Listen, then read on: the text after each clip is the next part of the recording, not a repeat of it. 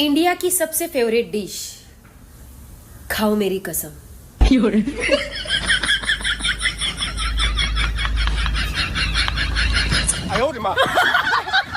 युद्ध नहीं प्रेम करो, अगर दोनों करने हैं तो शादी कर लो।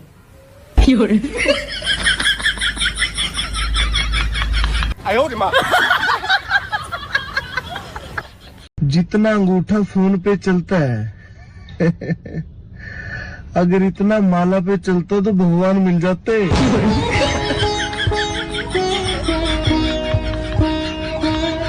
जिसका कोई नहीं होता उसका कोई नहीं होता, क्योंकि ऐसा कोई नहीं होता जिसका कोई नहीं होता, क्योंकि अगर कोई नहीं होता तो यहाँ कोई नहीं होता। कि आप बुद्धिमान दोस्त के साथ बुद्धिमान नहीं बन सकते, आप गायक दोस्त के साथ गायक नहीं बन सकते, आप संगीतकार दोस्त के साथ संगीतकार नहीं बन सकते, लेकिन यदि आपका दोस्त बेवड़ा है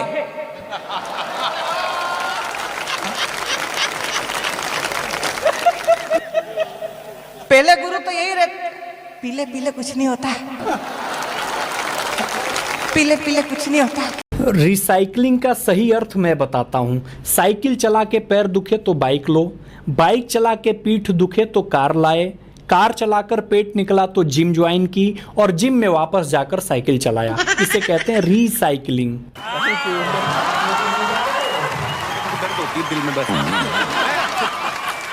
जो मैं या तुम समझ ले वो इशारा कर लिया मैंने,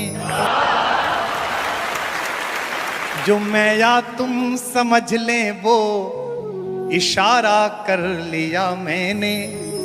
आपके लिए पढ़ता हूं। भरोसा बस तुम्हारा था, तुम्हारा कर लिया मैंने।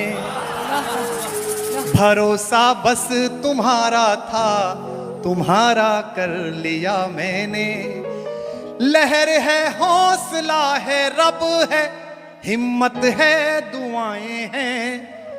लहर है हौसला है रब है, हिम्मत है दुआएं हैं। खोलना हाथ। किनारा करने वालों से किनारा कर लिया मैंने। बैंक वाले, इनकी आदत, कभी भी जाओ लंच ब्रेक चल रहा है। मुझे कभी कभी लगता है कि विजय माल्या लोन चुकाने आया होगा। बढ़िया बढ़िया, वाह वाह वाह। तो उन्होंने बोला अभी लंच ब्रेक चल रहा है, और वो लंच ब्रेक इतना लंबा चला कि ये इधर से लंदन चला गया। वो एक का नया नया ब्याह हुआ तो दूल्हा दुल्हन को छत पे भेज दिया। मां उसे देखा, लुगाई बड़ी सुथरी। मैं ब्याह के बाद ही देख सकता है जी हमारे यहां तो। क्या बोले, लड्डू खावेगी? देखो ये प्रैक्टिकल बात, अगला कोई चांद तारों की बात नहीं कर रहा, जो ला सकता वही पूछ रहा है। भाई उसे पता है ब्याह का घर है, हां बढ़ती नीचे जाके ले आऊंगा।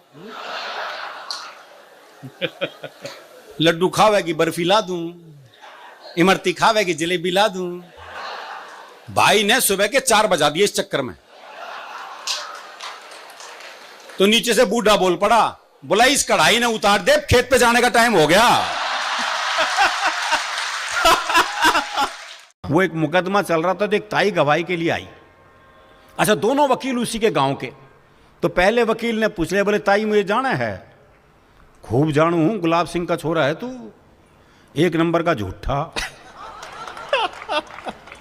तेरी लुगाई तक तो छोड़ के चली गई थी। बेचारा वकील सन्न रह गया जी। उसने दूसरे वकील की तरफ इशारा कर दिया, और ताई से जाना है। अच्छी तरह जानू हूं, करनेल काणे का छोरा है यो, 1 नंबर का याश। तेरी लुगाई से भी इसका चक्कर था। भाई साहब, जज ने कोर्ट स्थगित की, अपने चैम्बर में गया, दोनों वकील बुलाए। बोले खबरदार ताई से मेरे बारे में कुछ पूछ लिया तो। योगी जी का शहर है, योगी जी मुख्यमंत्री हैं। एक बच्चे से टीचर ने पूछा कि यमक अलंकार किसको कहते हैं। बच्चा बोला, जहां एक ही शब्द कई बार आए और अलग अलग अर्थ दे, उसको यमक अलंकार कहते हैं। तो टीचर ने बोला कि उदाहरण देकर बताओ।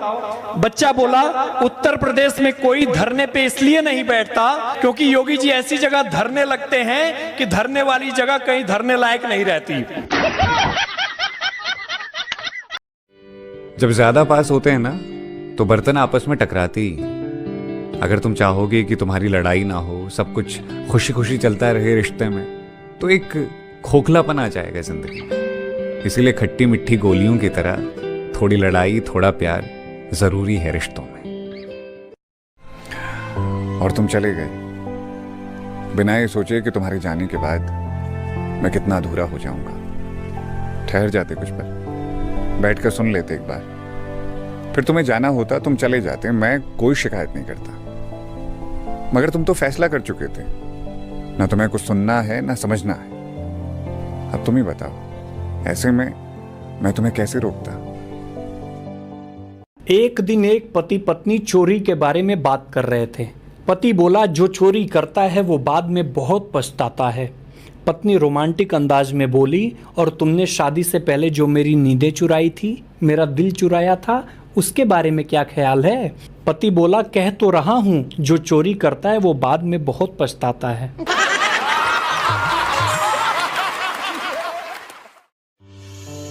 लोगों से क्या शिकायतें करनी यार, जब अपना ही समय खराब चल रहा हो। ये तो दस्तूर है ना दुनिया का कि सुख के सब साथी, दुख में ना कोई। तो यहाँ दुख की रातें अकेले ही काटनी होती हैं। लोग तो बस अच्छे समय में साथ होते हैं। इतना मुश्किल क्यों है मन की बात कहना? क्या आंखों से सब कुछ कहा नहीं जा सकता? वो जो इतना करीब रहता है हमेशा हमारे, वो मन की बात बिन कहे समझ नहीं सकता? हमेशा यही होता है, मन की बात मन में दबी रह जाती है और कहानी अधूरी। याद रखना कि यहां खुद का दर्द तुम्हें खुद ही मिटाना होगा। जमाने के लोग तुम्हारे दर्द में हमदर्दी तो जता सकते हैं, पर उसे कम नहीं कर सकते। इसीलिए दूसरों से उम्मीदें छोड़ो और खुद से नाता जोड़ो। तुम्हारे जाने के बाद बहुत कुछ बदल गया है मेरे अंदर। मैं अब पहले जैसा मुस्कुराता नहीं, बेहिसाब बातें नहीं करता, घंटों अकेला बैठा रहता हूं। मैं जानता हूं तुम नहीं हो और मुझे इस बात को मान लेना चाहिए, पर यह मन इस बात को मानने को कभी राजी ही नहीं होता। कुछ पत्नियों को शॉपिंग के अलावा कुछ दिखाई नहीं देता। एक पति सवेरे सवेरे फांसी लगा रहा था तो पत्नी ने कहा, ये क्या कर रहे हैं जी? पति बोला, मैं तुम्हारे रोज नए कपड़े दिलवाने की फरमाइशों को सुनकर तंग आ चुका हूं, इसलिए अब फांसी लगाने जा रहा हूं। ये सुनते ही पत्नी दहाड़े मार मार कर रोने लगी। पत्नी ने कहा कि जाते जाते कम से कम एक सफेद सूट तो दिलवा दो, वरना 13वीं को क्या पहनूंगी। पत्नी ने पति से कहा कि आप मुझसे कितना प्यार करते हैं? पति ने बोला, बहुत प्यार करता हूं, बिल्कुल शाहजहां की तरह प्यार करता हूं। तो पत्नी ने कहा कि क्या तुम मेरे मरने के बाद ताजमहल बनवाओगे? पति उत्तर प्रदेश के बनारस का बोला, मैंने तो प्लॉट भी ले रखा है पगली, देरी तो तू कर रही है। अच्छे ने अच्छा और बुरा ने बुरा कहा हमें। अच्छे ने अच्छा और बुरे ने बुरा कहा मुझे, क्योंकि जिसको जितनी जरूरत थी उसने उतना ही पहचाना हमें। क्या बात है। वो हमारे इधर के एक नेताजी हैं, वो गए वहां पे लंदन। वो लंदन गए तो जिस नेता की कोठी पर रुके, देखा क्या खतरनाक कोठी बनाई। उसने पूछा, बोले कैसे बनाई? बोले चलो छत पे। वो छत पे ले गया, बोले नदी देख रहे हो? बोले हाँ। बोले उस पर पुल देख रहे हो? बोले हाँ। बोले उसके 10% से। अपने वाले को आइडिया मिल गया। 10 साल बाद वो आया इधर वापस घूमने, उदयपुर में रुका उसकी कोठी पे, तो बोले देखो इसकी और ज्यादा खतरनाक कोठी। तो बोले कैसे बनाई? बोले चलो छत पे। बोले वो नदी देख रहे हो? बोले हाँ। बोले वो पुल देख रहे हो? बोले कहाँ है पुल? बोले उसके 100% से बनाई है। मेरी शादी हुई पिछले दिनों में, मेरी पत्नी को घुमाने ले गया माउंट आबू। तो पहाड़ पे चढ़ते चढ़ते मैंने उससे एक सवाल पूछ लिया। मैंने कहा एक बात बता, अगर मैं मर गया तो किसके साथ रही?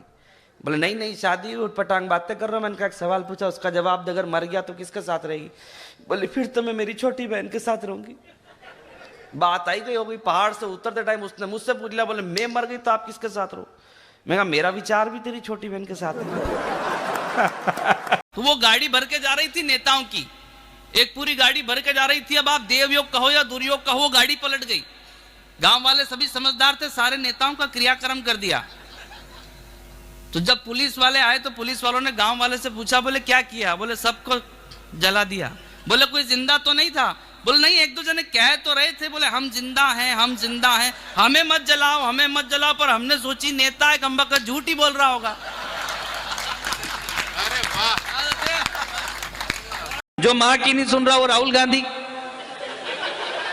जो बाप की नहीं सुन रहा वो अखिलेश यादव, जो किसी की नहीं सुन रहा वो नरेंद्र मोदी, और जिसकी कोई नहीं सुन रहा वो केजरीवाल।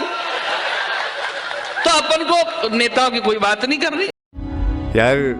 यहाँ सबके हिस्से में अपने अपने गम है, किसी के हिस्से ज्यादा तो किसी के कम है। अब अगर उन्हीं तकलीफों का रोना रोते रहोगे तो जिंदगी में आगे बढ़ नहीं पाओगे।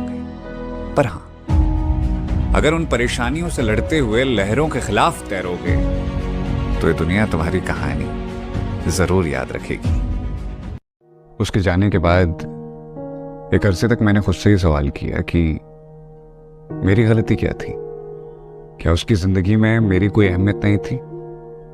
बिखरे बाल, बेतरतीब चेहरा, मजनू सा हाल, एक लंबे वक्त तक बनाए रखा मैंने। फिर एक दिन खुद से ही सवाल किया, क्या मेरी जिंदगी में मेरी खुद की कोई अहमियत नहीं? बस उसके बाद विदा कर दिया उसको। तो क्या हुआ जो टूट गए सपने? हम लड़े तो खूब थे ना, जो चाहा वो मिला नहीं, पर हमने ताकत तो खूब लगाई थी ना।